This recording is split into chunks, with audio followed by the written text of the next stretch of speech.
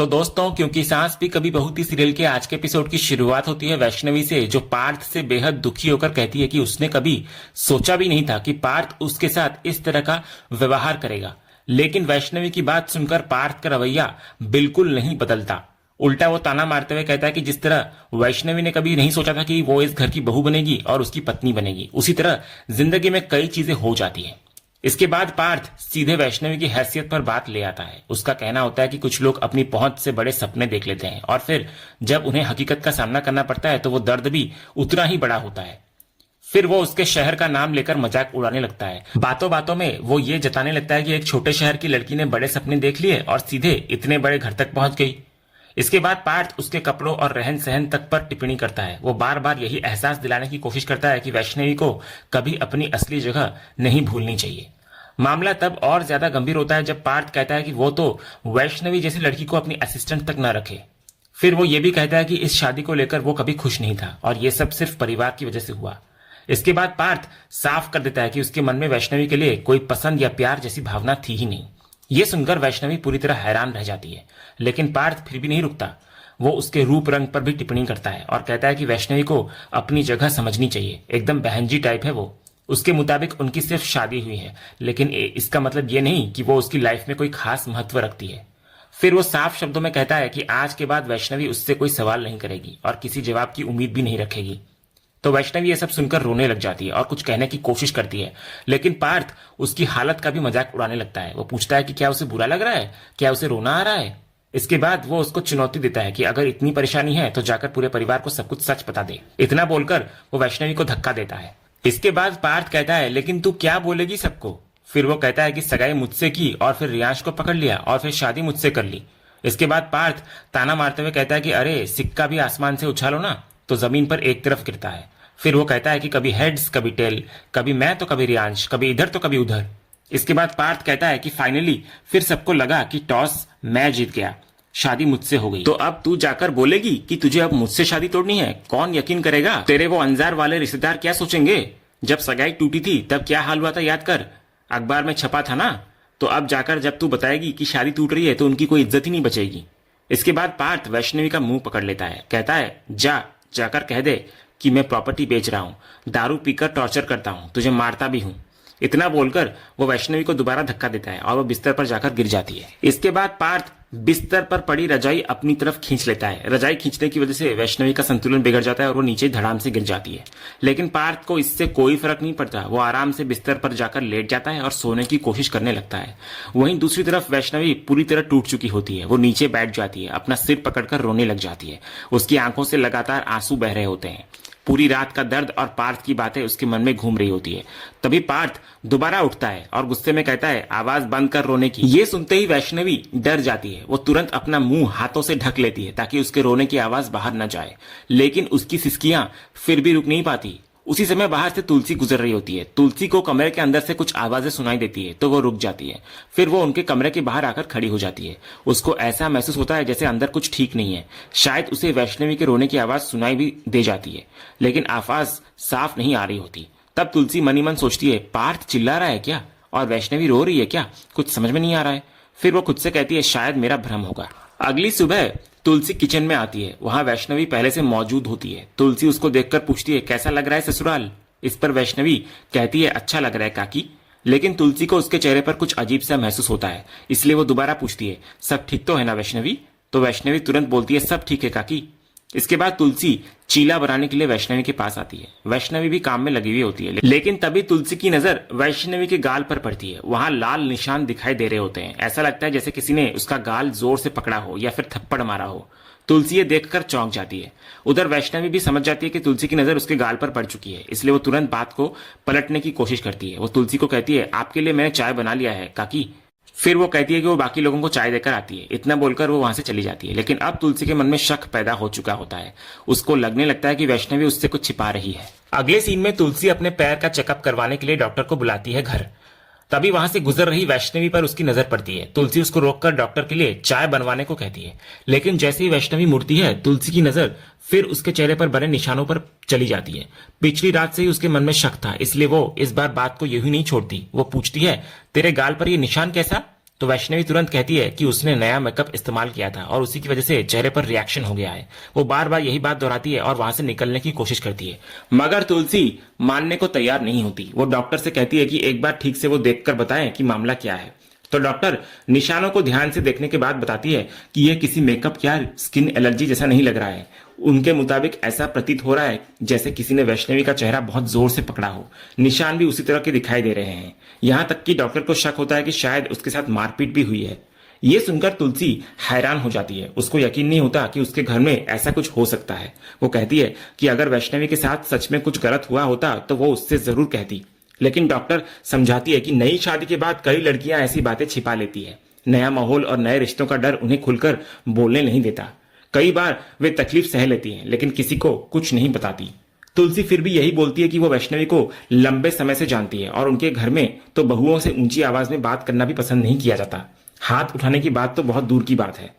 हालांकि डॉक्टर जाते जाते दोबारा सलाह देती है कि एक बार वैष्णवी से खुलकर बात जरूर करनी चाहिए तुलसी को। तो डॉक्टर की बात तुलसी के मन में बैठ जाती है, इसलिए वो सीधे वैष्णवी के पास पहुंचती है और उससे सच्चाई जानने की कोशिश करती है।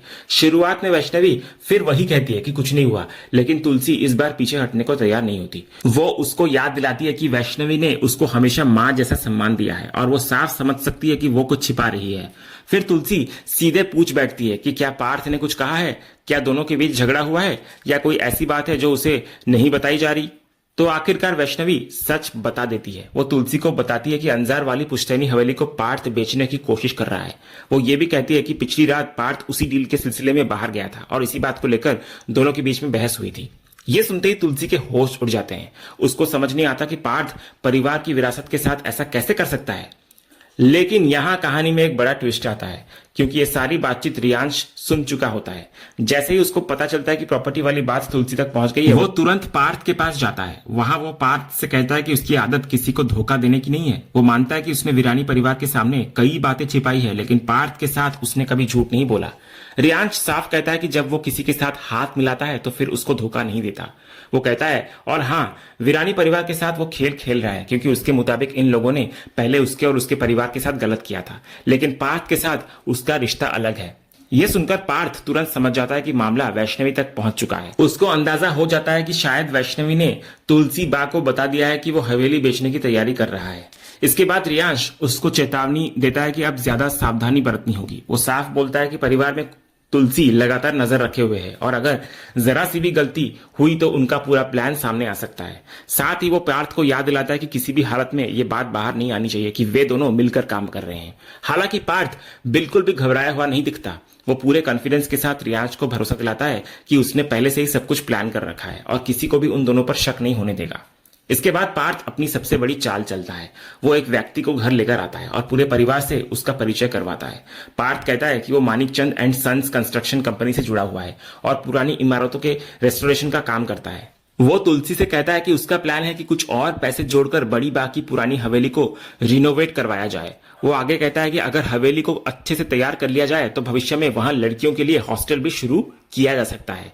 साथ ही वो पिछली रात की अपनी मुलाकात का भी नया मतलब निकाल लेता है। पार्थ कहता है कि वो किसी प्रॉपर्टी डील के लिए नहीं गया था, बल्कि इसी प्रोजेक्ट के सिलसिले में मिस्टर मेहता से मिलने गया था। तो परिवार के सामने पार्थ की बात काफी भरोसेमंद लगती है। नंदिनी तो उसकी बात सुनकर खुश हो जाती है। उसको लगता है कि पार्थ ने परिवार की विरासत को बचाने के बारे में सोचा है, जो कि बहुत अच्छी बात है। वो उसकी तारीफ भी करती है और कहती है कि हवेली परिवार की पहचान है, इसलिए उसके बारे में सोचना सही फैसला है। इस तरह पार्थ फिलहाल सबका शक खत्म करने में कामयाब हो जाता है। इसके बाद नंदिनी उसको याद दिलाती है कि मीटिंग जल्दी खत्म करे, क्योंकि सभी लोगों को ज्वेलरी स्टोर भी जाना है। पार्थ वहां से निकलते समय रियांश की तरफ देखता है और इशारों ही इशारों में उसको बता देता है कि उसका प्लान सफल हो गया है। इसके बाद कहानी ज्वेलरी स्टोर पहुंचती है, जहां पूरा परिवार मौजूद होता है। उधर नंदिनी वैष्णवी के लिए अलग अलग ज्वेलरी देख रही होती है, लेकिन वैष्णवी का ध्यान कहीं और होता है। उसका मन अभी भी पिछली रात की घटनाओं और हवेली वाले सच में उलझा हुआ होता है। जब नंदिनी उससे राय मांगती है तो वो कोई खास दिलचस्पी नहीं दिखाती और बोलती है जो अच्छा लगे वही चुन लिया जाए।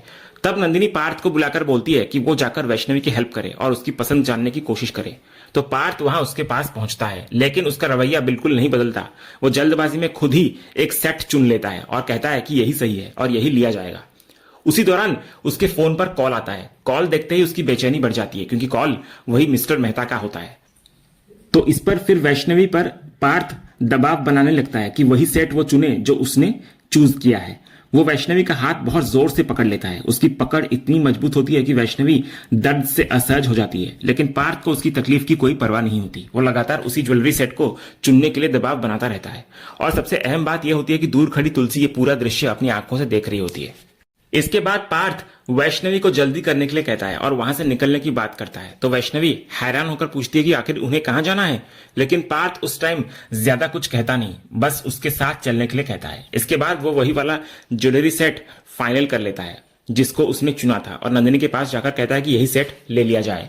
फिर वो परिवार से कहता है कि उसे एक जरूरी काम से निकलना है, इसलिए बाकी लोग आराम से खरीदारी जारी रखें। इतना बोलकर वो वैष्णवी को लगभग जल्दबाजी में वहां से लेकर निकल जाता है, लेकिन ये पूरी बात तुलसी भी नोटिस कर लेती है और उसे पार्थ का व्यवहार पहले से ज्यादा अजीब लगने लगता है। दूसरी तरफ जब दोनों गाड़ी में होते हैं तो वैष्णवी उससे दोबारा पूछती है कि आखिर इतनी जल्दी वहां से क्यों निकलना पड़ा। तो पार्थ उसको असली वजह कहता है। वो कहता है कि जिस प्रॉपर्टी डील की बात चल रही थी उसी सिलसिले में फोन आया था। उसके मुताबिक उसने उस आदमी को सीधे घर पर बुला लिया है। पार्थ समझाता है कि पूरा परिवार इस समय बाहर है, इसलिए उसको लगा कि यही सही मौका है जब कागजों पर साइन करवाया जा सकता है। उधर दूसरी तरफ घर पहुंचते ही पार्थ तेजी से अंदर आता है और सबसे पहले उस आदमी को ढूंढने लगता है जिससे उसकी डील होने वाली थी। उसे पूरा विश्वास होता है कि वो पहले से ही वहां पहुंच चुका होगा, लेकिन जब उसे वो दिखाई देता नहीं तो वो तुरंत फोन मिलाता है उसे। फोन पर हुई बातचीत सुनकर पार्थ के चेहरे का रंग बदल जाता है। उसको पता चलता है कि किसी ने उस आदमी को घर आने से मना कर दिया है। यह सुनते ही पार्थ का शक सीधे वैष्णवी पर जाता है। वो तुरंत उसकी तरफ मुड़कर पूछता है कहीं उसने तो फोन करके पूरी डील खराब नहीं कर दी। तो वैष्णवी इस आरोप को नकार देती है। वो कहती है कि उसने ऐसा कुछ नहीं किया, लेकिन साथ ही वो एक बार फिर पार्थ को समझाने की कोशिश करती है कि उसे ये हवेली नहीं बेचनी चाहिए। बस यही बात पार्थ को और भड़का देती है। गुस्से में वो वैष्णवी को जोर से धक्का देता है और उस पर चिल्लाने लग जाता है। वो उसको याद दिलाता है कि उसे कई बार कहा जा चुका है कि वो उसके मामलों में दखल ना दे। गुस्से में पार्थ अपनी सारी सीमाएं भूलने लगता है और वैष्णवी पर हाथ उठाने की कोशिश करता है, लेकिन ठीक उसी वक्त वहां तुलसी पहुंच जाती है, उसका हाथ पकड़ लेती है। इसके बाद तुलसी का गुस्सा फूट पड़ता है पार्थ पर। वो पार्थ को जमकर फटकार लगाती है और कहती है कि एक लड़की पर हाथ उठाने की वजह से तो उसके खिलाफ पुलिस कार्रवाई तक हो सकती है। इतना ही नहीं, परिवार की हवेली को गैर कानूनी तरीके से बेचने की कोशिश भी एक बड़ा अपराध है। फिर तुलसी सीधे उससे सवाल करती है कि आखिर वो परिवार को धोखा देकर हवेली बेचने क्यों जा रहा था। वो जानना चाहती है कि इसके पीछे उसकी मंशा क्या है। तो इस पर पार्थ उल्टा चिल्ला देता है, कहता है बस करो ना बा, इतना गुस्सा, आप क्या गोली मारोगी मुझे। फिर वो कहता है कि आप तो गोली मार सकते हो मुझे, क्योंकि आपने अपने बेटे अंश को भी तो गोली मारी थी। आपकी लाइफ आपने जो किया वो किया, पर ये मेरी लाइफ है तो मैं जो चाहे वो करूंगा। तभी वैष्णवी बीच में आकर पार्थ को ऐसा बोलने से रोकती है, लेकिन पार्थ उसको दोबारा धक्का देकर पीछे कर देता है। इसके बाद पार्थ तुलसी को कहता है कि वो प्रॉपर्टी पहले मेरे नाम पर थी, लेकिन मुझे प्रेशर में आकर आपको वापस देनी पड़ी, पर अब नहीं। मैं जब यहाँ पर आया तो देखा कि एक के पीछे एक सब कोई कटोरा लेकर बैठे हैं, रियांश से लेकर देव तक, पर मैं क्यों दूं उनको। तुलसी कहती है ये प्रॉपर्टी तुम्हारी नहीं है, समझे, लीगली तुम बाकी उस हवेली को बेच नहीं सकते। लेकिन पार्थ चिल्लाकर छाती ठोक कर बोलता है कि मैं बेचूंगा और कोई मुझे रोक नहीं पाएगा। बस हो गया, बहुत हो गया, भाड़ में गए आपके इमोशंस और भाड़ में गई वो बुढ़िया। इस पर तुलसी गुस्से के मारे एक जोरदार तमाचा जड़ देती है पार्थ को और पार्थ सीधे नीचे गिरता है। और इतने में तभी सारे परिवार के बाकी सदस्य भी वहां पर पहुंच जाते हैं। करण और नंदिनी तुरंत दौड़कर पार्थ के पास जाते हैं। नंदिनी ये देखकर हैरान हो जाती है कि तुलसी ने पार्थ पर हाथ उठाया है। वो तुलसी से सवाल करती है कि आखिर उन्होंने उसके बेटे को थप्पड़ क्यों मारा, लेकिन तुलसी का गुस्सा अब भी शांत नहीं हुआ होता। वो नंदिनी से कहती है कि अगर उसको पता चल जाए कि पार्थ क्या करने जा रहा था तो शायद वो भी 2 थप्पड़ लगाए उसे।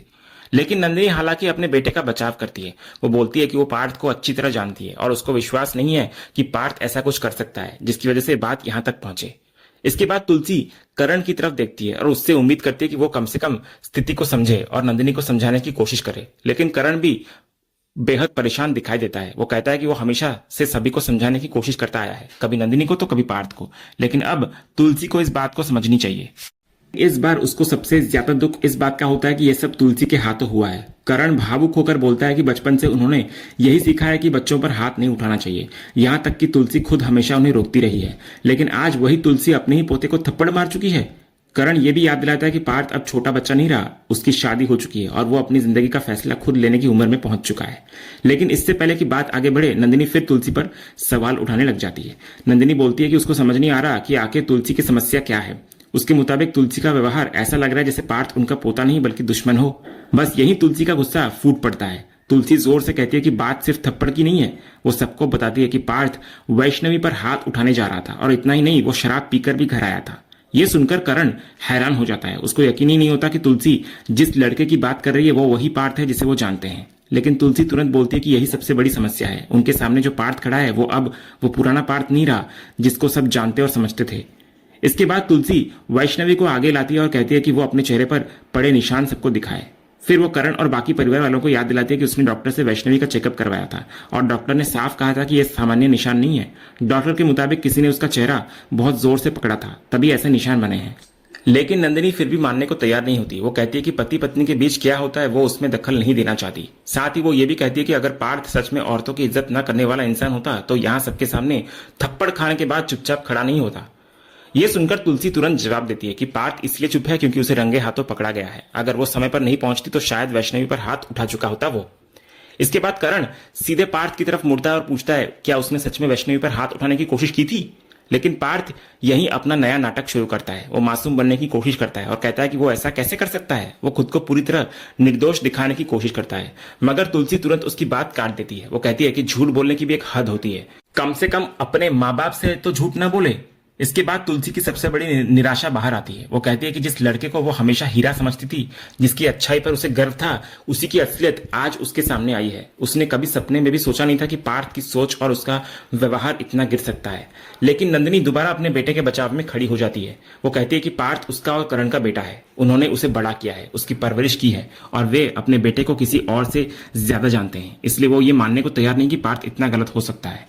तो तुलसी एक ऐसी बात बोलती है जो सीधे नंदिनी के दिल पर लगती है। वो कहती है कि शायद सच में वो पार्थ को उतना नहीं जानती जितना समझती थी, लेकिन एक बात जरूर जानती है कि बच्चे जैसी परवरिश पाते हैं वैसा ही उनका व्यक्तित्व बनता है।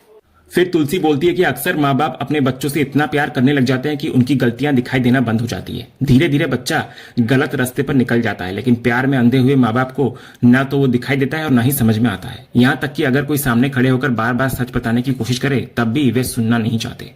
लेकिन यह बात सुनकर नंदिनी का धैर्य टूट जाता है। उसे लगता है कि अब सिर्फ पार्थ ही नहीं बल्कि उसकी और करण की परवरिश पर भी सवाल उठाया जा रहा है। नंदिनी कहती है अगर पार्थ को थप्पड़ मारना सही था तो फिर एक एक थप्पड़ उसे और करण को भी मार देना चाहिए, क्योंकि आखिर पार्थ की परवरिश उन्होंने जो की है। ये सुनते ही तुलसी कुछ पल के लिए बिल्कुल चुप नजर आती है। वो हैरानी से नंदिनी की तरफ देखती रह जाती है और इसी भारी माहौल, टूटते रिश्तों और परिवार के भीतर बढ़ती दरार के साथ आज का ये एपिसोड यहीं पर समाप्त होता है। तो दोस्तों, आपको आज के एपिसोड का कौन सा सीन सबसे ज्यादा पसंद आया हमें कमेंट करके जरूर बताएं। अगर आप क्योंकि सास भी कभी बहुतों के फैन है और कोई भी अपडेट मिस नहीं करना चाहते तो हमारे इस चैनल को सब्सक्राइब करना ना भूलें और बेल आइकन को भी जरूर दबाएं। हम मिलते हैं अगले एपिसोड के अपडेट के साथ, तब तक के लिए धन्यवाद।